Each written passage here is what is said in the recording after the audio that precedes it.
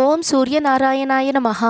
అందరికీ నమస్కారం అండి. ఈరోజు వీడియోలో 2025వ సంవత్సరంలో రథసప్తమి పండుగ ఫిబ్రవరి 4వ తేదీ మంగళవారం రోజైతే వచ్చిందండి. ఈ రోజున సూర్య భగవానునికి పూజ ఎలా చేసుకోవాలి, ఉదయం రథసప్తమి స్నానం నుంచి సూర్యునికి పూజ పూర్తి విధానము, నైవేద్యాలు, ఏ నియమాలు పాటించాలి అన్నీ కూడా క్లియర్గా నేను ఈ వీడియోలో అయితే ఇన్ఫర్మేషన్ ఇస్తున్నానండి. తప్పకుండా వీడియోని స్కిప్ చేయకుండా చూడండి. ప్రతి ఒక్కటి కూడా క్లియర్గా చెప్పానండి. ప్రత్యక్ష దైవం ఎవరు అంటే ప్రతి ఒక్కరూ చెప్పేస్తారు, సూర్యభగవానుడేనండి. సాక్షాత్తు సూర్యభగవానుడు ఈరోజు జన్మించినట్లుగా మనకి పురాణాల్లో అయితే చెప్పబడిందండి. ఈ రథసప్తమి రోజున ఖచ్చితంగా సూర్యుడిని ఆరాధిస్తే సమస్త సౌఖ్యాలు, అలానే పూర్తి చక్రవర్తిత్వము, పూర్తి ఆరోగ్యవంతులుగా ఉంటారు అని మన పురాణాలలో అయితే చెప్పబడిందండి. ఈ రథసప్తమి వ్రతం గురించి మనకి ఒక వ్రత కథ ఉందండి. నేను అది మీకు తర్వాత వీడియోలో షేర్ చేస్తాను. ఈ వీడియోలో నేను పూర్తి పూజా విధానం ఎలా చేయాలి, నియమాలు మాత్రమే నేను తెలియజేస్తున్నానండి.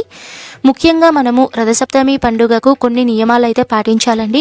మొదటి నియమం ఏంటంటే రథసప్తమి రోజున ఉదయాన్నే సప్తమి స్నానం అనేది చేయాలండి. రథసప్తమి స్నానం అంటే ఏంటో కాదండి, మనం 7 జిల్లేడు ఆకులను తెచ్చుకొని అలానే రేగిపండ్లు జిల్లేడు ఆకులు ఈ రెండింటినీ మనము తల మీద భుజాల మీద పెట్టుకొని రథసప్తమి స్నానం అనేది చేయాలండి. తర్వాత మనము సూర్యునికి అర్ఘ్యం అనేది ఇవ్వాలండి. స్నానం అంతా అయిన తర్వాత దోసిట్లో నీళ్లను తీసుకొని మనము సూర్యుని చూస్తూ మనం ఆ నీళ్లను కిందకి వదిలేయాలండి. ఓం సూర్యనారాయణాయ నమః అర్ఘ్యం సమర్పయామి అని ప్రతి ఒక్కరూ నమస్కారం అనేది చేసుకోవాలండి. ఈ స్నానం చేసేటప్పుడు మనం తప్పకుండా కొన్ని మంత్రాలు అనేటివి పఠించాలండి. మంత్రాలు ఏవి తెలియని వాళ్ళు ఓం సూర్యనారాయణాయ నమః అని ఒక్క మంత్రం చెప్పుకున్నా చాలండి.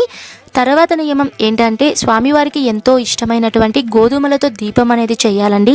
తర్వాతి నియమం వచ్చేసి స్వామివారికి ఎంతో ఇష్టమైనటువంటి నైవేద్యం బెల్లంతో చేసినటువంటి పరమాన్నాన్ని మనము చిక్కుడు ఆకుల మీద స్వామివారికి నైవేద్యం అనేది సమర్పించాలండి.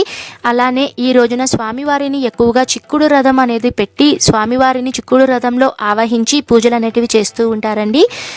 అది కూడా ఎలా చేయాలో కూడా నేను ఇప్పుడు తెలియజేస్తాను. ముందు గోధుమలతో దీపం అనేది ఎలా చేయాలో నేను తెలియజేస్తానండి.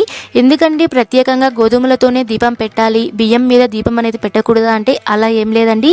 సూర్య భగవానునికి గోధుమలు అంటే అత్యంత ప్రీతి కనుక ఈ రోజున గోధుమలతో దీపం అనేది పెడతారండి. ఇలా గోధుమలు అంటే సిరిధాన్యాలు కదా అండి. ఈ ధాన్యం మీద దీపం అనేది పెట్టడం వలన మన ఇంట్లో ఆహారాలకి అలానే సిరి సంపదలకు లోటు ఉండదు అనే ఒక నమ్మకంతో ఈ రోజున గోధుమలతో దీపం అనేది పెడతారండి. ఈ గోధుమల దీపం కోసం మనము 7 జిల్లేడు ఆకులను అయితే తెచ్చుకోవాలండి. ఈ రోజున ప్రత్యేకంగా 7 అనే సంఖ్యకు ఎక్కువ ప్రాధాన్యత అనేది ఇస్తారండి. ఎందుకు 7 అనే సంఖ్యకు ప్రాధాన్యత ఇస్తారు అంటే స్వామివారు ఈ రోజున భూమి మీదకు 7 రథాలతో తిరుగుతూ ఉంటారు. స్వామివారి రథం అనేది 7 గుర్రాలతో ప్రయాణిస్తుంది కాబట్టి 7 అనే సంఖ్యకు ఎక్కువ ప్రాధాన్యత అనేది ఉంటుందండి. కాబట్టి 7 జిల్లేడు ఆకులను తీసుకొని వాటిని శుభ్రంగా కడిగి పసుపు కుంకుమలు అనేటివి పెట్టుకోవాలండి. ఇక్కడ నేనైతే గంధపు బొట్లు అనేటివి పెట్టుకున్నాను. తర్వాత 7 జిల్లేడు ఆకులను ఏదైనా సరే ఒక రాగి ప్లేట్ కానీ, ఇత్తలి ప్లేట్ కానీ, ఏదైనా సరే స్టీల్ ప్లేట్ కానీ ఏదైనా సరే, ఒకవేళ ఏదీ లేదు అనుకున్నప్పుడు ఇస్తర ఆకులు ఉంటాయి కదండి, మొదక ఇస్తరాకులని, పేపర్ ఇస్తరాకులని వాటి మీద కూడా మీరు పెట్టుకోవచ్చండి. తర్వాత మధ్యలో మీరు 3 గుప్పెళ్ళు మీరు గోధుమలను అయితే తీసుకోవాలండి. ఈ గోధుమలను తీసుకొని దాని మీద మళ్ళీ ఒక చిన్న తమలపాకు కానివ్వండి లేదా చిన్న జిల్లేడు ఆకు కానివ్వండి, ఏదైనా సరే ఆకు అనేది పెట్టుకొని దాని మీద మీరు ఒక ప్రమిదను పెట్టుకోవాలండి. పెద్ద ప్రమిద కానీ చిన్న ప్రమిదలు కానీ, చిన్నవి అయితే మీరు 2 పెట్టుకోండి, పెద్ద ప్రమిదలు కానీ అయితే మీరు ఒకటే పెట్టుకొని ఆ ప్రమిదకు మీరు పసుపు కుంకుమలు అనేటివి పెట్టుకోవాలండి. ఈ రోజున ప్రత్యేకంగా నువ్వుల నూనెతో దీపం అనేది వెలిగించాలండి. ఈ రోజున ప్రత్యేకంగా 7 ఒత్తులతో కానివ్వండి 12 ఒత్తులతో, ఎక్కువగా అయితే 7 ఒత్తులతో దీపాలు అనేటివి వెలిగిస్తారండి. మీరు సపరేట్గా కానీ 7 ఒత్తులను సపరేట్గా మీరు దీపాలను వెలిగించుకోవచ్చు. లేదు అంటే 7 ఒత్తులను కలిపి ఒక ఒత్తిగా చేసుకొని దీపం అనేది వెలిగించుకోవాలండి. ఈ విధంగా అయితే మనము గోధుమలతో దీపం అనేది మనము చేసుకోవాలండి. ప్రత్యేకంగా ఖచ్చితంగా ప్రతి ఒక్కరూ రథసప్తమి రోజున ఈ దీపాన్ని వెలిగించడానికి ప్రయత్నించండి. జిల్లేడు ఆకులు దొరకలేదండి అలాంటప్పుడు మేము ఏం చేయాలి అంటే, జిల్లేడు ఆకులు దొరకకపోతే కనీసం మీరు తమలపాకు మీదైనా సరే గోధుమలతో దీపం అనేది పెట్టండి. తర్వాత స్వామివారికి ఎంతో ఇష్టమైనటువంటి బెల్లపు పరమాన్నం అనేది ఏ విధంగా చేయాలో నేను ఇప్పుడు తెలియజేస్తాను. ఈ పరమాన్నం అనేది పల్లెటూరులో అయితే పొయ్యల మీద, పేడ పిడకల మీద మంట అనేది వేసి దాని మీద పాలు పొంగించి పరమాన్నం అనేది చేస్తారండి. ఇప్పుడు ఉన్నటువంటి కాలంలో ఎక్కువగా సిటీస్లో ఉన్న వాళ్ళు పేడ పిడకలు అనేటివి దొరకడం కష్టము. ఆ విధంగా కూడా చేయలేరండి. అలాంటప్పుడు మీరు ఏ విధంగా చేసుకోవాలో నేను తెలియజేస్తాను. వీలున్నంత వరకు మీరు గ్యాస్ స్టవ్ మీదే పేడ పిడకలు కనుక దొరికితే కనీసం ఒక చిన్న ముక్కనైనా సరే గ్యాస్ మీద పెట్టుకొని మీరు పాలు అనేది పొంగించుకోవాలండి. ప్రతి ఒక్కరూ ముఖ్యంగా చేయవలసింది ఈ సప్తమి రోజు చాలా మంచి రోజు, చాలా విశేషమైన రోజు కాబట్టి ప్రతి ఒక్కరూ ఇంట్లో పాలు అనేది పొంగించాలండి. పేడ పిడకలు లేదు అనుకున్నప్పుడు గ్యాస్ స్టవ్ మీద ఒక కర్పూరపు బిళ్ళ అనేది వేసుకొని మీరు దానిని వెలిగించుకొని దాని మీద ఫస్ట్ మనం ఏ దబర అయితే పెట్టాలి అని అనుకుంటున్నామో, ఇత్తలి అయితే ఇత్తలి దబర, లేదంటే స్టీల్ది ఏదైనా సత్తుది మీ దగ్గర మీకు ఏది అందుబాటులో ఉంటే ఆ దబరకు మీరు పసుపు కుంకుమలు అనేటివి పెట్టుకొని అందులో మీరు పాలు అనేది పోయాలండి. వీడియోలో చూపిస్తున్నాను చూడండి, నేను ఏ విధంగా చేయాలో చూపిస్తున్నాను. ఈ విధంగా మీరు పాలు అన్నీ పోసిన తర్వాత పాలును మీరు కనీసం మీరు ఒకసారి పొంగించాలండి.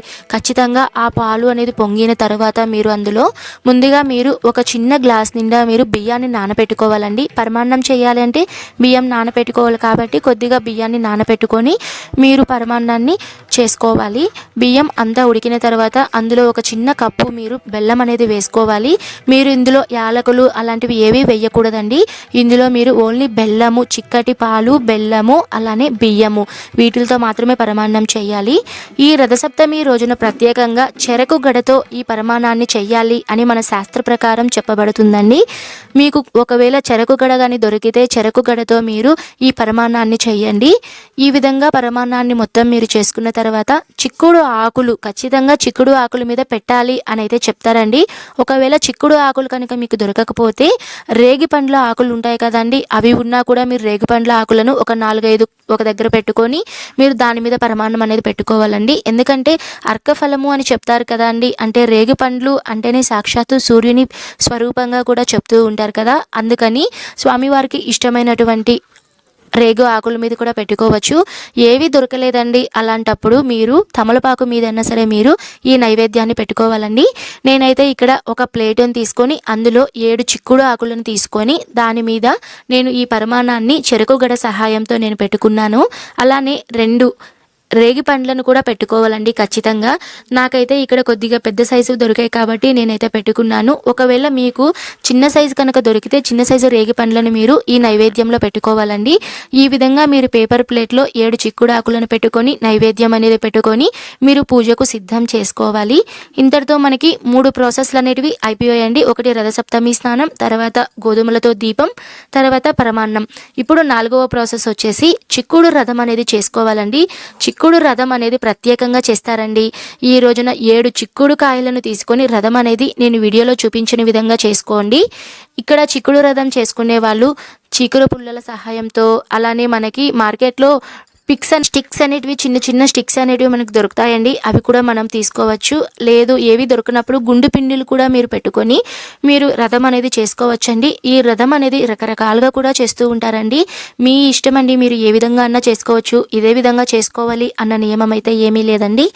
మీరు ఒక రథాన్ని అయితే ఖచ్చితంగా చేసుకోవాలి. ఈ విధంగా రథం చేసుకున్న తర్వాత దానికి పసుపు కుంకుమలు అనేటివి పెట్టుకొని, చాలామంది ఇళ్లల్లో సూర్య భగవానుని ఫోటో అనేది ఉండదండి. కొంతమంది ఇళ్లల్లో బయట తలుపు దగ్గర మనకి సూర్యుని అగితో చేసినటువంటి సూర్యుని ముద్ర అనేది ఉంటుందండి. ఆ ఫోటోను కూడా మీరు పెట్టుకోవచ్చండి. లేదు మీ ఇంట్లో సూర్యుని ఫోటో ఏమీ లేదు అనుకున్న వాళ్ళు మీరు తమలపాకు మీద సూర్యుని ఒక గంధంతో సూర్యుని ఫోటో లాగా మీరు వేసుకొని మీరు పూజలో పెట్టుకోవచ్చండి. లేదు అనుకున్నప్పుడు మీరు చిక్కుడు రథం చేశారు కదండి, ఈ చిక్కుడు రథం అంటేనే సాక్షాత్తు సూర్య భగవానుడేనండి. కాబట్టి చిక్కుడు రథంకి కూడా పూజలు అనేటివి చేసుకోవచ్చు. నేనైతే ఈ వీడియోలో చిక్కుడు రథంలో అయితే నేను పూజ అనేది చేసుకున్నానండి. అలానే తమలపాకు మీద సూర్యుని వేసుకొని నేను పూజ అనేది చేసుకున్నానండి. ఇంతటితో మనకి అన్ని ప్రాసెస్లు, అన్ని నియమాలు అయితే అయిపోయాయండి. ఇప్పుడు మనం పూజ ఎలా స్టార్ట్ చేయాలో తెలియజేస్తాను. ముందుగా మీరు పూజ ఎక్కడ చేయాలి అని అనుకుంటున్నారో ఆ ప్రాంతంలో ఖచ్చితంగా పద్మం ముగ్గు కానివ్వండి లేదా రథం ముగ్గు అనేది వేసుకోవాలండి. ఖచ్చితంగా మీరు ఈ రెండిట్లో ఏదైనా సరే ఒక ముగ్గు అనేది వేసుకోవాలండి. ఈ రోజున సూర్య భగవానుడు 7 గుర్రాల మీద రథంతో వస్తాడు అని ఒక ప్రతీతి కాబట్టి ప్రతి ఒక్కరూ ఈరోజు వాళ్ళ ఇంటి ముందు కూడా వాకిళ్లలో రథం ముగ్గులు అనేటివి వేసుకుంటారు. నేనైతే జయగౌరును వేసుకొని దాని మీద నేను పద్మం ముగ్గు అలానే రథం ముగ్గు అనేది వేసుకున్నానండి. ఈ విధంగా అంతా సిద్ధం చేసుకొని ఒక పీఠం అనేది పెట్టుకొని పీఠం మీద వస్త్రాన్ని పరుచుకొని నేను ఇక్కడ 2 పీఠాలు అయితే తీసుకున్నానండి. ఒకటి స్వామివారి రథం పెట్టుకోవడానికి, అలానే స్వామివారి కోసం సిద్ధం చేసినటువంటి గోధుమల దీపం, అలానే బెల్లం పరమాన్నము, అలానే పరమాన్నం అనేది కొద్దిగా ఎక్కువ చేసుకున్నాను కాబట్టి నేను ఒక గిన్నెలో నేను స్వామివారికి నైవేద్యంగా కూడా మిగిలినది కూడా నేను స్వామివారికి సమర్పించానండి. టెంకాయి అలానే పూజకు కావాల్సిన సామాగ్రి మొత్తం నేను సిద్ధం చేసుకున్నాను. వీడియోలో చూపిస్తున్నాను చూడండి, నేను పూజకు కావాల్సిన సామాగ్రి ఏవేవి సిద్ధం చేసుకున్నాను. దీని గురించి కూడా నేను ప్రత్యేకంగా నేను మీకు తర్వాత వీడియోలో షేర్ చేస్తానండి. ముందుగా మనము ఏ పూజనైనా సరే మనం ప్రారంభించేటప్పుడు మనం చేసేటువంటి పూజలో ఎటువంటి విఘ్నాలు కలగకుండా ఆ విఘ్న నివారకుడు గణపతిని అయితే మనం పూజించాలండి. నేను ఇక్కడ పసుపుతో చిన్న గణపతిని అయితే చేసుకొని గణపతికి షోడశోపచార పూజలు అనేటివి చేసుకున్నానండి. గణపతికి పంచోపచార పూజలు కూడా చేసుకోవచ్చండి. ఈ విధంగా గణపతికి పూజ అంతా చేసుకున్న తర్వాత చివరిగా మీరు సూర్య భగవానునికి పూజ అనేది చేసుకోవాలండి.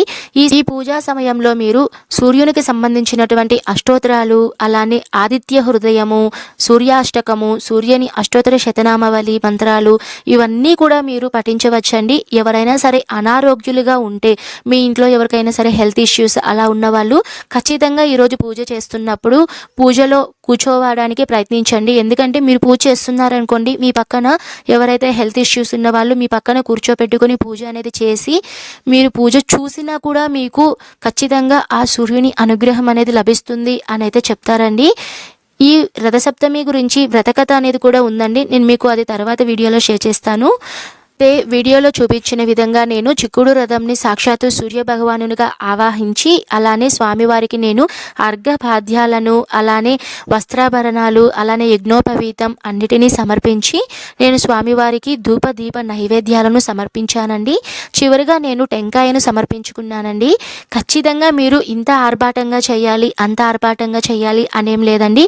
చాలా సింపుల్గానే తేలికైన విధానంలోనే మీరు ఈ పూజనైతే చేసుకోవచ్చండి. మీకు ఏ మంత్రాలు రావు అనుకున్నప్పుడు మీరు కనీసం స్వామివారికి ఇష్టమైనటువంటి బెల్లం పరమాన్నం కానీ లేదా గోధుమలతో దీపం కానీ చేసుకొని మీరు వాటినే మీరు సూర్య భగవాను స్వరూపంగా పూజలో పెట్టుకొని మీకు వచ్చినటువంటి సూర్య భగవాను మంత్రాలు అంటే సూర్యాష్టకం, ఆదిత్య హృదయం ఇప్పుడు మనకి ఎక్కువగా నెట్లో దొరుకుతున్నాయి. అలానే మనకి గూగుల్స్లో కూడా మంత్రాలు కావాలన్నా కూడా మనకు దొరుకుతాయండి.